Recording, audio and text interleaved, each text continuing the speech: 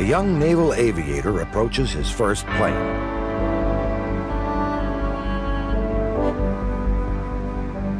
The Grumman F-9F Panther.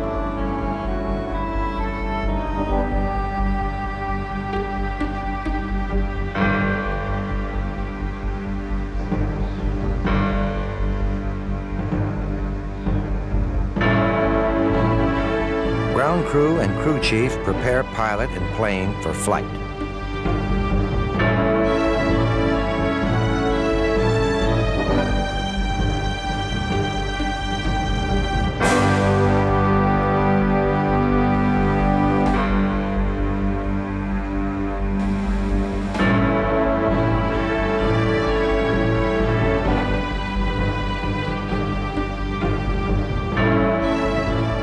The Panther is the most modern ground attack fighter of its day.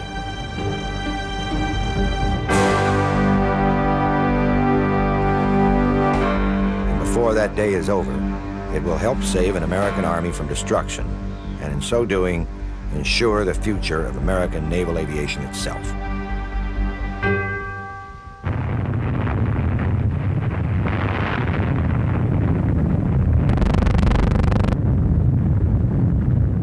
Hiroshima, 1945. The destructive power of the atom brings about the end of an empire and vaults the world into the nuclear age.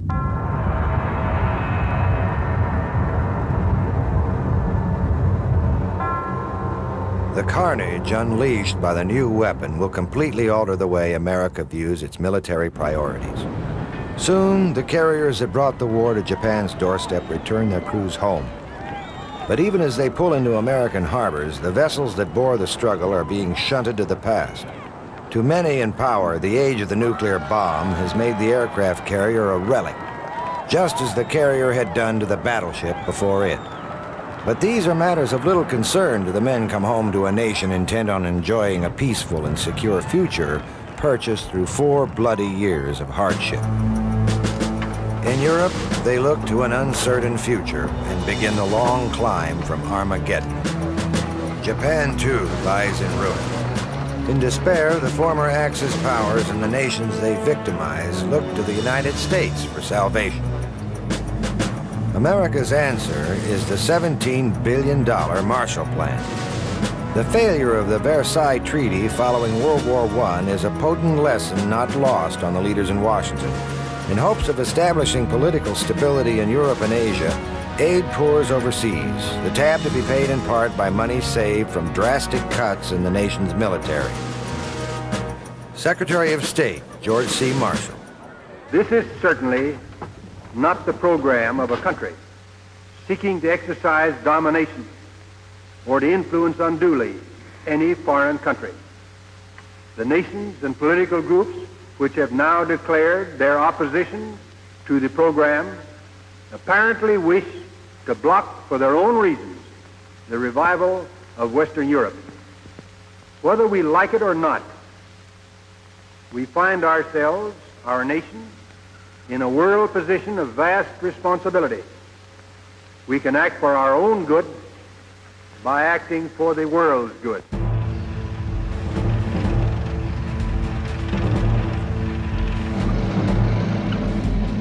By 1946, a one-time ally has become the new adversary, the only nation that poses a serious challenge to American global hegemony. The Marshall Plan is seen as the key to averting Soviet communist encroachment beyond what are already considered the lost regions of Eastern Europe.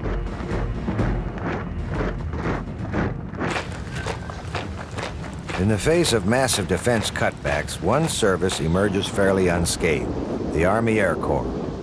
By 1947, it becomes an independent branch of the armed services and takes on a title appropriate to its newfound stature.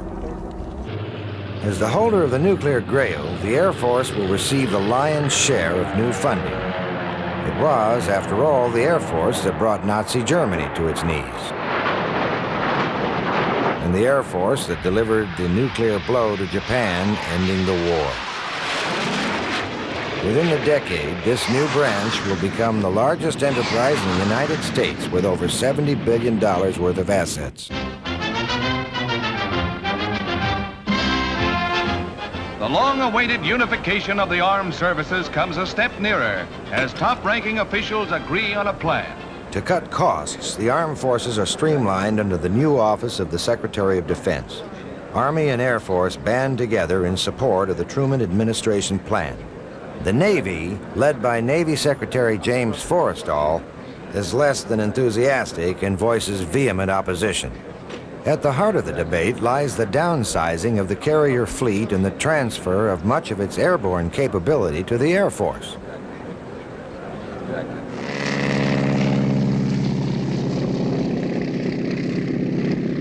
According to the other services, the age of the carrier is dead. These massive floating airstrips will be sitting ducks in the nuclear era.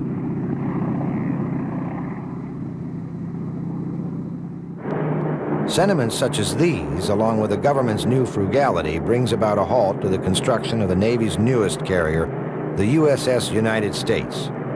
Furious, the Naval High Command readies itself for a war of self-preservation.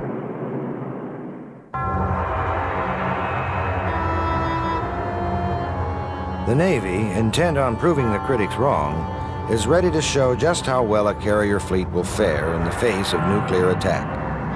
At a distant atoll in the Pacific called Bikini Island, they prepare a derelict fleet for the ultimate test. The Navy brass, among them Secretary Forrestal, are escorted through the vessels moored in Bikini Bay.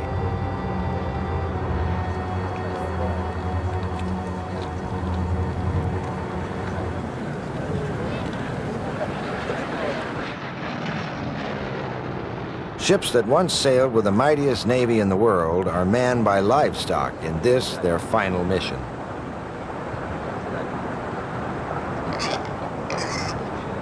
"7 miles offshore, hundreds of men, admirals and stewards alike, wait for the drop. The warhead itself is identical to the one that leveled Nagasaki. Most assume that the damage will be severe but not complete. Survivability is the goal.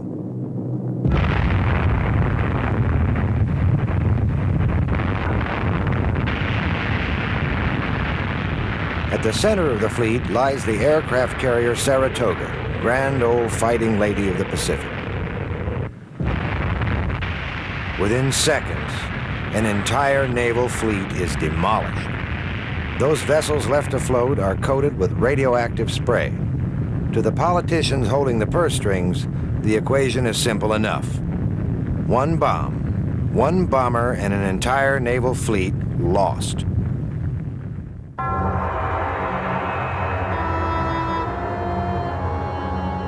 And not realizing that the future of the carrier lies in its ability to provide the nation with a means of flexible response, the Navy plays right into the Air Force argument.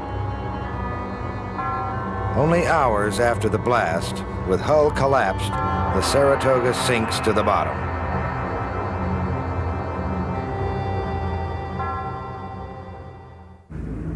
Funding becomes scarce, yet at their Bethpage, Long Island plant, Grumman Aircraft pushes ahead with its first entry into the jet age.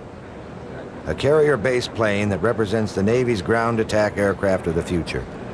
Originally conceived as a two-seat night fighter, the initial design, the XF-9F1 doesn't get much further than the drawing board due to problems with its four-engine arrangement. But in August of 1946, when Grumman formally presents a new single-engine design to the Navy, it marks the beginning of a production run that will continue for more than a decade. Like its Grumman predecessors, the XF-9F2 quickly takes on the name of a big cat. But over time, it becomes clear that the Panther, as it is called, carries much more than just a company nickname. Maybe they wouldn't go quite as high nor quite as fast because they were built a little heavier. But it meant then when you got hit by anti-aircraft fire that they would take more punishment than other airplanes. That's the reputation they had anyway. Now, of course, in modern days now, Grumman has made some of the highest and fastest aircraft that there are in existence.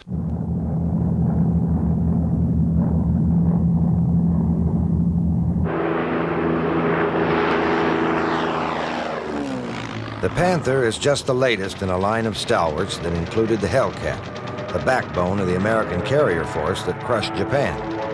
The Hellcat's legacy as a rugged ground attack weapon marks a path that later Grumman planes like the Panther will follow.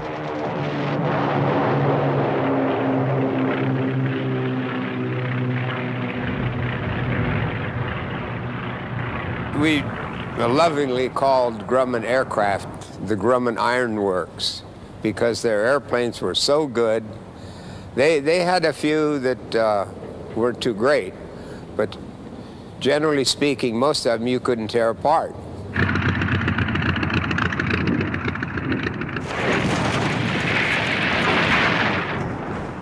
For most pilots, flying a Grumman plane from carrier to combat and back conjures up one word: survivability.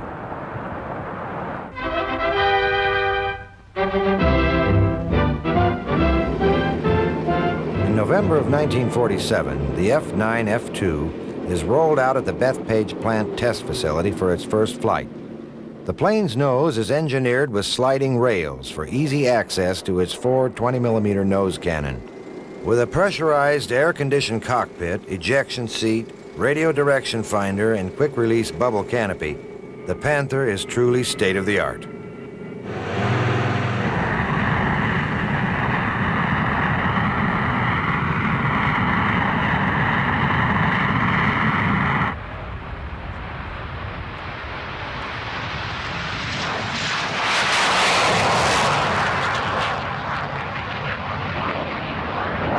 From the beginning, the plane displays the great handling characteristics that will one day make it the aircraft of choice for the Navy's Blue Angel flying team.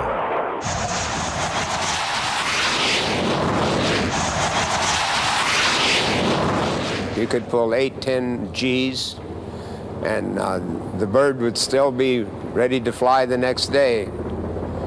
I don't think I ever saw a wrinkle in a Panther jet. If you pulled too many G's in the average airplane, the skin's going to wrinkle somewhere, but not in the Panther jet. The Panther's top speed is about 530 miles an hour at 20,000 feet. But like many early American jets, finding the power plant to reach that speed is no easy task. After struggling with a 4-engine configuration and then an underpowered Westinghouse J-30, Grumman eventually looks across the Atlantic to the Rolls-Royce Company's Neen turbojet. This engine, too, is based on the Neen. But the engineers are neither British nor American. They're Russians working on imported Neen engines, around which they'll soon build the Soviet Union's premier jet fighter of the early 1950s, the MiG-15. Soon, both MiG and Panther will become reacquainted in the skies over a distant Asian peninsula. The jet era poses many new challenges, and nowhere is this more true than in the realm of American naval aviation. Since new carriers aren't being constructed to accommodate modern aircraft, vintage vessels are refitted instead. Jet weights and landing speeds demand much sturdier carrier decks, so those still in service are strengthened and reinforced. By the late 40s, Panthers are in operation throughout the fleet. A fleet whose survival is more endangered by domestic politics than any foreign threat. In Pentagon deliberations, the Air Force lobbies for the outright elimination of all large carrier groups.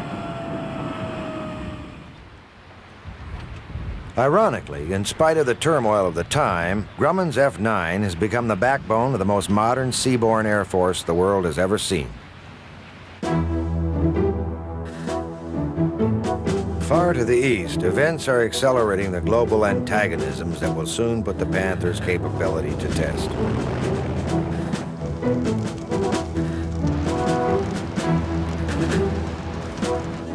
In June 1948, the Soviet Union shuts off West Berlin from the rest of the free world. What follows are 12 months of tension in which an unyielding America refuses to let the isolated city fall into the Soviet sphere.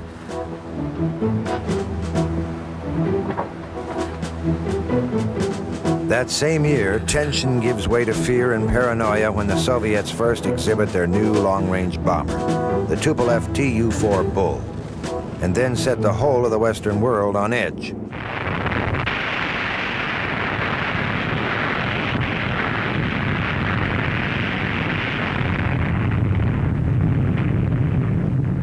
By By September of 1949, America's nuclear monopoly is no more.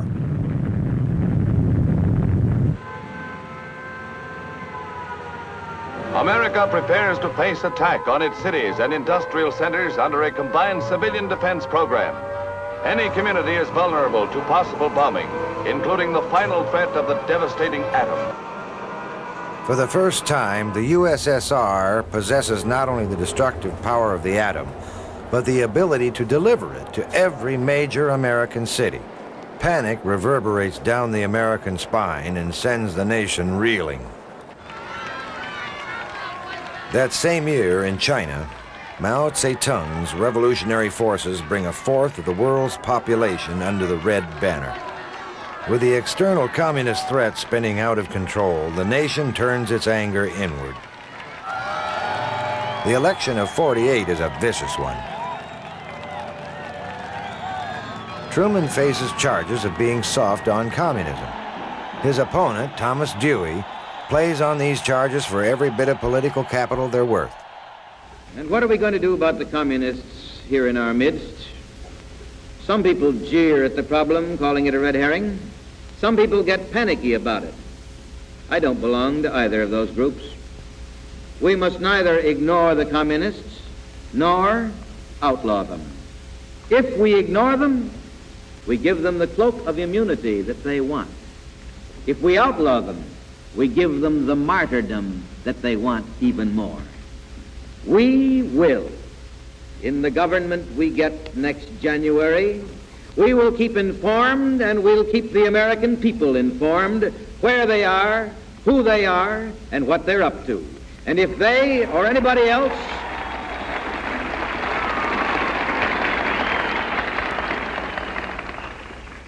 if they break our laws against treason, they'll get a traitor's treatment. As fear of Soviet nuclear power grows, faith in traditional military priorities lessens or becomes skewed. Because of this, by 1949, the Air Force has largely won the inter-service battle. And in spite of known vulnerability to interception, its B-36 long-range bomber receives massive funding.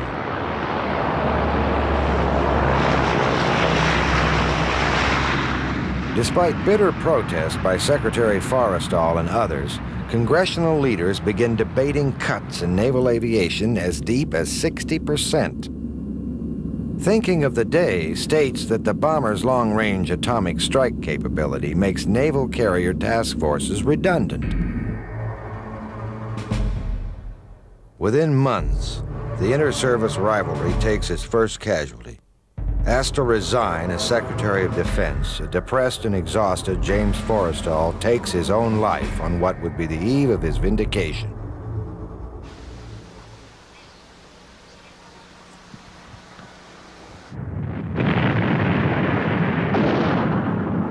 On June 25, 1950, in the backwaters of Korea, Northern dictator Kim Il-sung launches his invasion to reunify the nation by force of arms. He has tacit approval from both Moscow and Beijing. Recent pronouncements from Washington staking out the regions America considers vital exclude South Korea. It is a tragic oversight. Leaders in both Russia and China don't really expect the U.S. to intervene.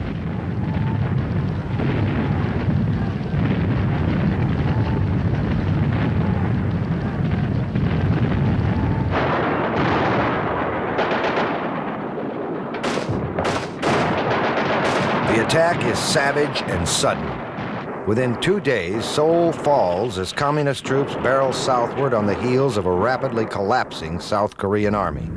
But America's reaction is swift and decisive. With UN approval, U.S. troops from the occupation forces in Japan are rushed to Korea, many in transports still coated with coal dust from the Berlin airlift.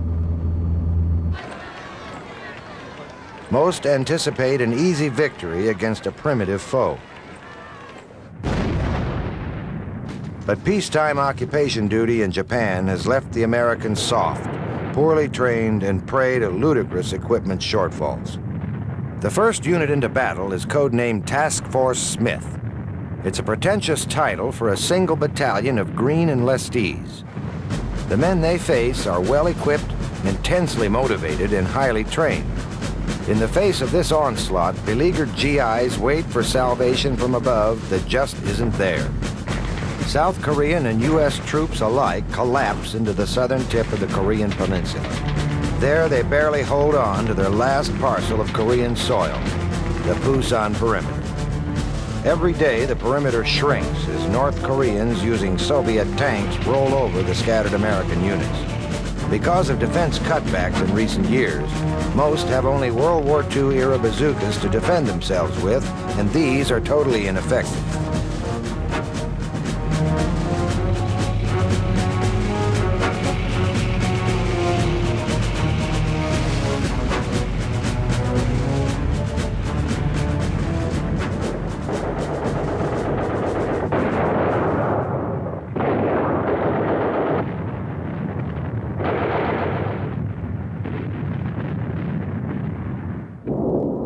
Most immediate air support comes in the form of F-80 Shooting Stars and F-84 Thunderjets flying from Japan. But because of fuel constraints imposed by the long journey to Korean airspace, they can loiter over the battle zone for only a brief 15 minutes before heading home. Carriers speed to Korea. Aboard them, F-9F Panthers about to see action for the very first time. Never before have carrier jets been launched into combat.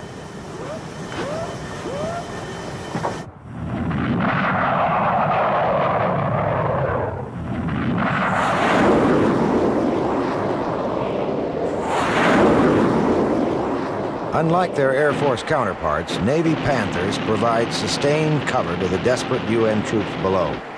Flying as many as 4 missions a day, some nearly 2 hours long, Panther pilots work around the clock to stem the North Korean tide.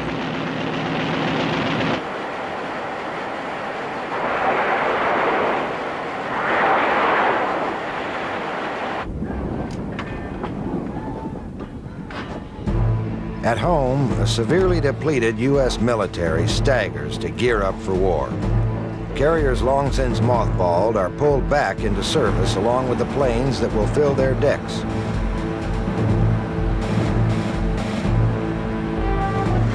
Most of these are older prop-driven aircraft and represent an American military with only 1 foot yet in the jet age.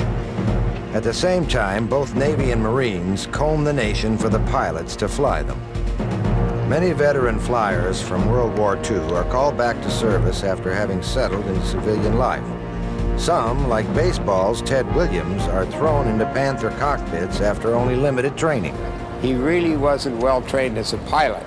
We trained him to fly weather in Korea in combat. But of course, we were always watching, being very careful. And Ted would have been an exceptionally good pilot had we had longer period to work with him. Those called back have precious few jet hours and little recent flying behind them.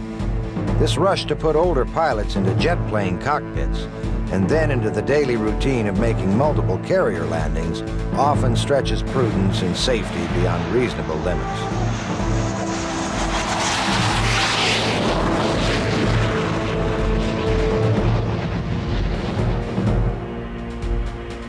After accelerated carrier qualification on land strips, they move all too quickly to the real thing. 414, 50 left turn, intercept final bearing, 305. Take check.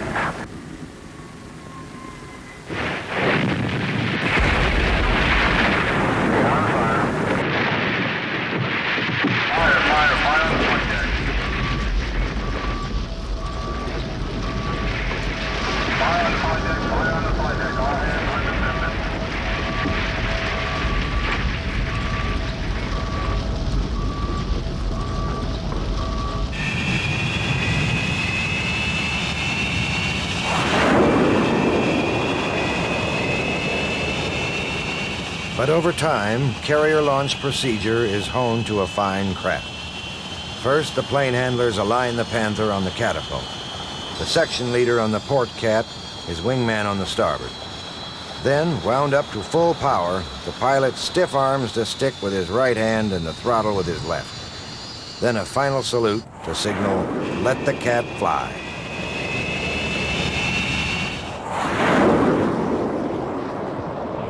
As always, during launch operations, the newly arrived helicopter hovers close by in the event of plane and pilot going into the drink. The Panther's tricycle landing gear means that it squats in a tail-low position. And at full throttle for a prolonged period, the plane has a nasty tendency to burn the caulking between the planks of the flight deck. The solution comes in the form of retractable blast boards that deflect exhaust and enable plane handlers to pass within 3 feet behind them. Upon launch, Panthers pack nearly 6,400 pounds of ordnance and fuel onto their 9,300-pound frames. This includes up to 1,000 pounds of high-explosive bombs, 760 rounds of 20-millimeter cannon shells, and over 920 gallons of fuel. With a range of nearly 1,200 miles, there is no point on the Korean peninsula immune from attack. And with a stall speed of just 78 knots, they deliver their payloads with astounding accuracy. Diving onto target, Panthers employ brakes to smooth their descent, clearly visible here on the fuselage underside, beneath the canopy. We were the heavy haulers out there, and that we're doing a lot of close air work up in front of the 1st Marine Division and in front of the Army divisions also. We did napalm. We used high-velocity aircraft rockets doing early morning road recce's way up where you'd go up in the, way up as we call it, way up in Indian country at that time, way up north, and drop down at first light in the morning and come down along the roads trying to pick up trucks or trains that hadn't gotten in yet. We used the airplane for a lot of purposes out there. We used it on, I guess, more close air support than anything else. We worked in very, very close in front of our own troops, and that's very exacting work.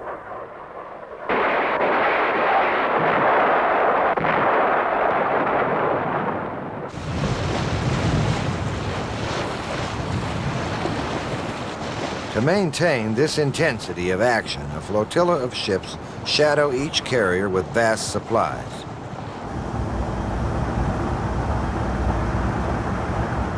Each of these floating air bases needs replenishment about once every 3 days.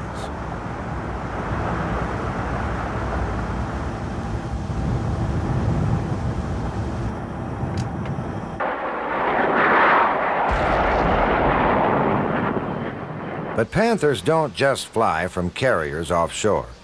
Marines like John Glenn find themselves stationed in some of the many ground bases that spring up just behind the front lines. Conditions here are primitive, but the Panther's ease of maintenance proves well suited to the strain. Perilous in their own right, the runways, grated steel carpeting laid over bulldozed dirt, become dangerously pitted by the constant pounding of aircraft coming in. It isn't unusual for pilots to go through a set of tires after every mission. But with the arrival of General Douglas MacArthur, the harshness of the land and defeat on the battlefield soon give way to dimmed hope. One of MacArthur's first steps is to initiate a strategic bombing campaign designed to, as he says, flatten every village, town, and city north of the 38th parallel. On June 30th, he issues orders making all of Korean airspace a free-fire area. B-29s flying from Okinawa begin their 3-year effort to destroy the communists' ability to move men and supplies. But American bomber crews are trained to operate in big formations, and soon there are pitifully few targets left in the north to justify this kind of attack. In August 1950, B-29 staged the biggest carpet bombing raid since Operation Cobra in Normandy. Over 3,200 500-pound bombs are dropped in a 3 by 7 mile area where a large North Korean troop concentration has supposedly encamped. Intelligence photos later reveal there are no enemy troops even there. One B-29 chases a single North Korean soldier on a motorcycle down a road until its bombs catch up with him. As early as 1942, air warfare strategist Alexander Seversky wrote, "Total war from the air against an undeveloped country is nigh futile. It is one of the curious features of the most modern weapon that it is especially effective against the most modern types of civilization. The Korean experience underscores this. because in the end, formation bombing will account for over 200,000 North Korean civilian deaths, while having only limited strategic effect on the battlefield itself. And although the enemy road network is effectively destroyed, the North Koreans' tenacious ability to move supplies at night or over land enable them to fight effectively throughout the conflict. On September 15, 1950, at Incheon Harbor, the fortunes of war undergo a dramatic reversal. In one bold move, MacArthur inserts an army behind the North Korean flank.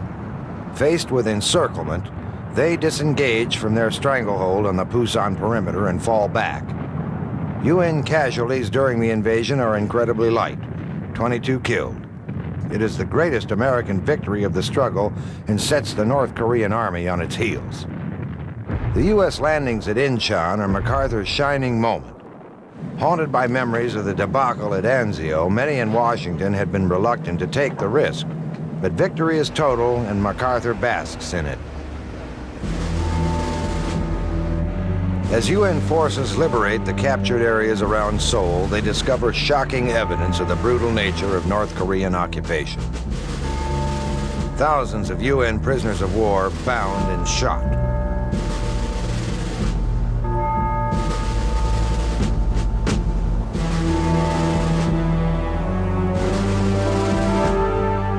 Many more South Korean civilians, deemed unsympathetic by their communist overlords, murdered and buried in shallow mass graves. The Southerners quickly re-established themselves, led by Korean President Syngman Rhee.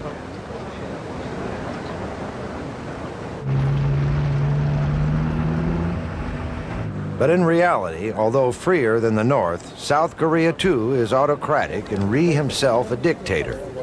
And as Seoul is reoccupied, thousands of citizens suspected of communist sympathies, or simply in Rhee's way, are marched off to summary imprisonment and execution.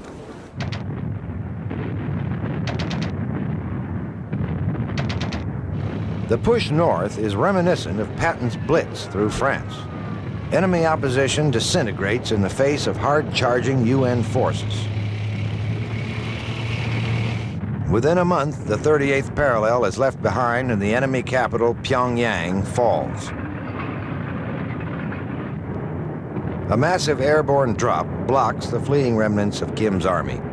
And when UN ground forces meet up with these paratroopers, victory seems near at hand. MacArthur, at first intent on simply destroying the North Korean ability to wage war, begins to harbor greater ambition. The speed and ease of victory tempt the general and many in Washington to ponder a reunited Korea firmly encamped in the Western sphere.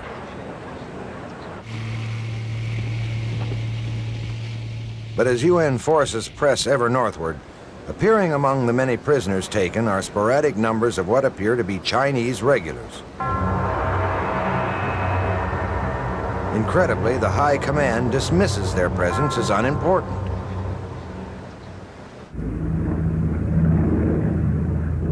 With the sudden turn of events, Truman and MacArthur meet at Wake Island to discuss closing strategy. When asked about the Chinese troops rumored to be massing across the Yalu River, MacArthur assures Truman that even if the Chinese do attack, American air power can readily destroy the bridges and forward Chinese bases imperative to a successful offensive. Truman directs his field commander not to push too far.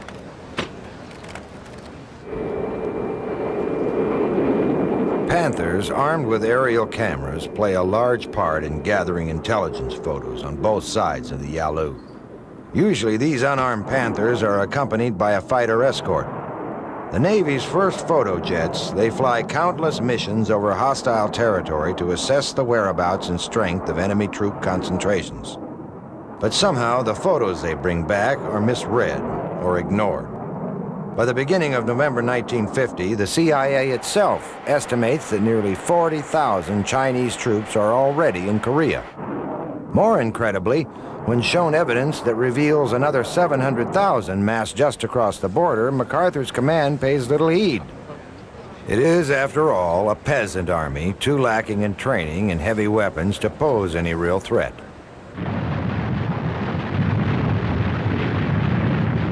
November 1st, 1950. In the early morning hours, 250,000 Chinese troops swarm across the Korean border. All along the line, UN forces are overwhelmed by the sheer mass of the assault. For America, the Chinese invasion melds easily into the larger specter of the struggle against world communism. But to the leaders in Beijing, there is no such ideological convolution. The invasion is based on security priorities predating the birth of communism by 1,000 years. To this re-emerging Asian power, a huge Western army poised on the Manchurian border is simply unacceptable. Resistance crumbles before wave after human wave of enemy infantry. At the United Nations, condemnation from the South Korean representative is swift and direct. I point my finger at these representatives of the Chinese communist regime, and I ask, why do they come here with unclean hands? I ask again, why does this group come here with the hands that drip with the blood of the United Nations troops, the blood of the Korean people? In Washington, leaders of the nation's 4 largest veterans groups petitioned Truman to use the bomb on North Korea. Some even urged large-scale bombing of select Chinese cities. Both options are considered by the Joint Chiefs of Staff. Truman, in classic Cold War terminology, declares U.S. resolve to not let any more dominoes fall. If aggression is successful in Korea, we can expect it to spread throughout Asia and Europe and to this hemisphere. We are fighting in Korea for our own national security and survival. We have committed ourselves to the cause of a just and peaceful world order through the United Nations. We stand by that commitment. If a bomb strikes, officials will be able to map the radius of the destruction. With the technical data at their disposal, they will direct civilian defense workers to the aid of those in peril or those who might have already suffered the all-out effects of an all-out enemy attack. Hospitals will place their facilities. The American public fears this the prelude to World War III. The Soviets will certainly come to China's aid. In New York, thousands engage in civil defense drills and are taught rescue and survival techniques in the aftermath of a nuclear strike. In the president's own words, it will require all of us to get ready to defend our homes. Back in Korea, fear is more closely bound with reality. As winter sets in, thousands of GIs and Marines stumble south over land taken just weeks before. Scores more fall into captivity. MacArthur himself draws up a list of nuclear targets stretching from North Korea into China. For this attack, he states he will need 26 nuclear warheads. Considering himself politically hamstrung for not being allowed to bomb north of the Yalu, antagonism between he and Truman grows, leading eventually to his highly publicized firing less than half a year later. Large-scale strategic bombing continues, but the same problems remain. Tremendous destruction is wrought, but enemy movement and supply are only marginally hampered. Early on, many raids on the road network do little to impede the enemy advance. Instead, they take a high toll in friendly forces and among the throngs of refugees fleeing the battle zone. The reason is simple.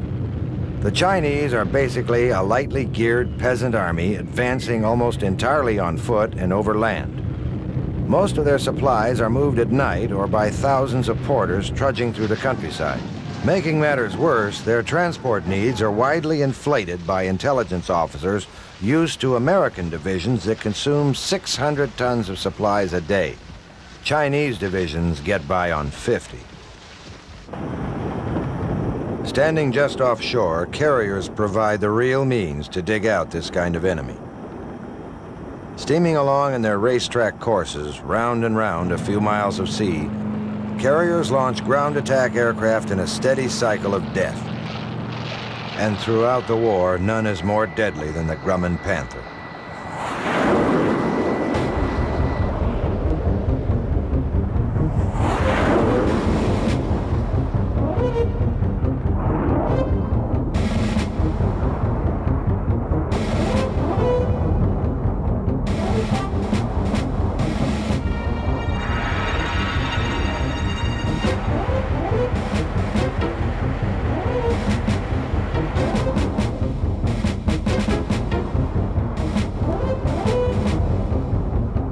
During the first 6 months of the conflict, American air superiority reigns unchallenged.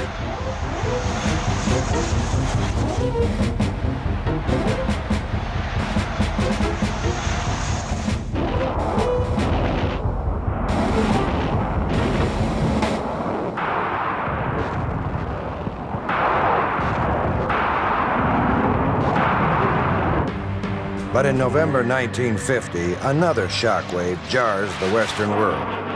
The arrival of an aircraft for which the Panther is no match.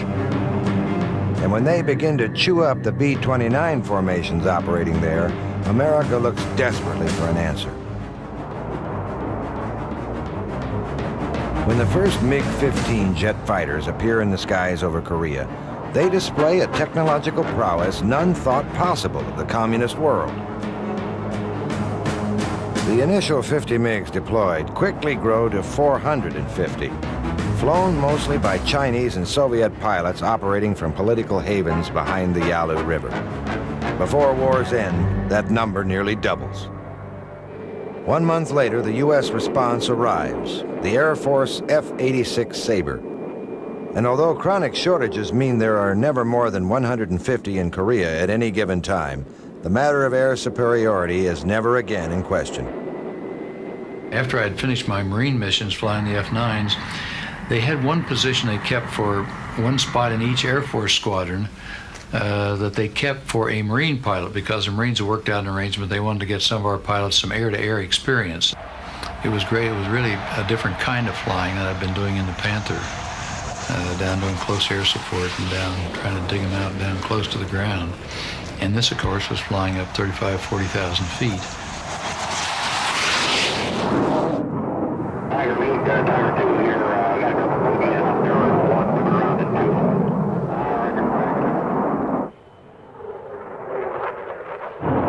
2. You didn't stand off like people do today and shoot a missile and it goes out and does your work for you.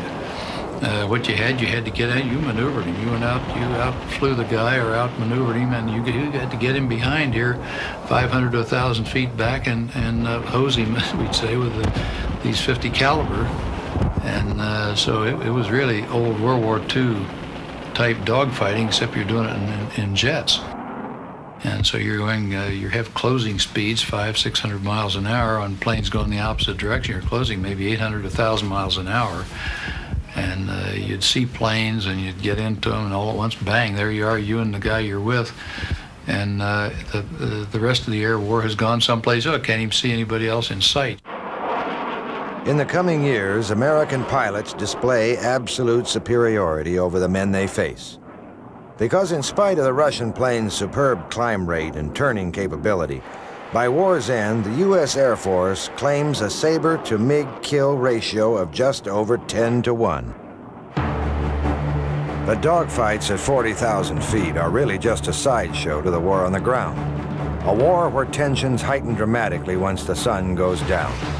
It is in these hours between dusk and dawn that the Chinese are most likely to attack. Originally intended as a night fighter, the Panther is well suited to operating after sundown. And although that role is eventually co-opted by other aircraft, many Panther missions are carried out at night. We used to go up with 2 planes and keep them over the front lines, being controlled with a special type Marine Corps ground radar. And we would, they would give a signal to drop, say, 25, 30,000 feet. Those were enjoyable flights, from my point of view, because there were very few other people up there in the black of night, because they didn't have a very fine control system. So we were all on our own, and of course with an airplane like that you had the ultimate and trust in, it was enjoyable flying that bird at night. Returning from these missions and finding their carrier on a vast ocean in the black of night is, as naval aviators say, like finding a postage stamp in a darkened room. And finding it is only half the challenge. You're going to have to check your lineup all the way down. We still have a slight starboard crosswind. All right, 112 with a ball, 35 Demon. Roger, you're looking pretty good right now. You're decelling, a little bit of power, and you're going low.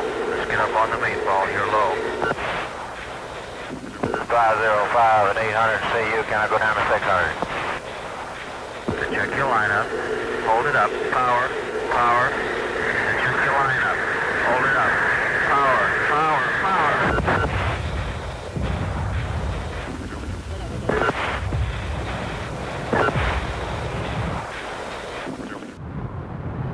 Winters off the Korean peninsula are unforgiving.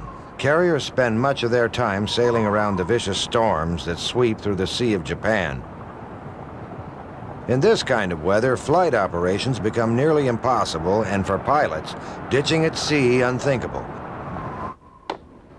But the real hardship is faced by the GIs and Marines fighting it out ashore.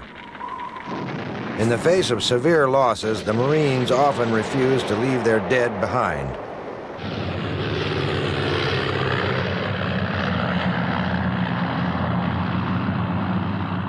Units cut off look to the air for resupply and stubbornly fight on, stalling the Chinese advance.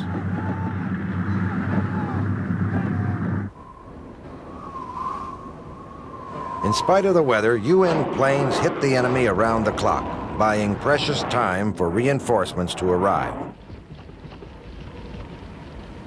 In close air support, Marine and Navy pilots outpace their Air Force counterparts.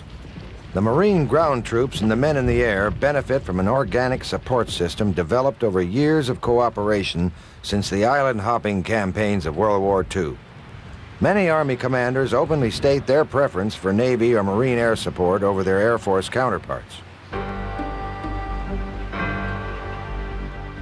Back in the States, a rebuilding of the armed forces is underway. Priorities have been reevaluated since the war began. And in 1952, a new carrier is commissioned, one of many of the new Essex-class designs to come. These are vessels around which the new Navy will be built. And this, the first Essex-class carrier, is proper vindication of the man after which it is named.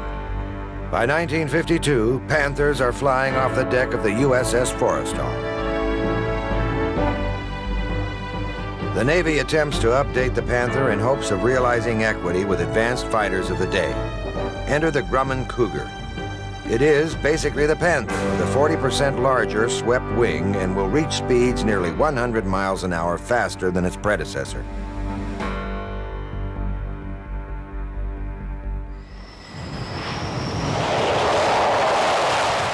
Some survived to fly as reconnaissance planes in the war in Vietnam. A war in which the carrier-based ground attack jet will fully realize its devastating potential. But in Korea, the Cougar arrives too late to see action alongside its older sibling. By 1953, as war's end nears, Panthers have flown nearly 78,000 missions. A Navy jet conceived in an era when naval aviation was being given its last rites. The Panther helps enable the carrier task force to outlast its critics and resurrect itself in the waters off of Korea.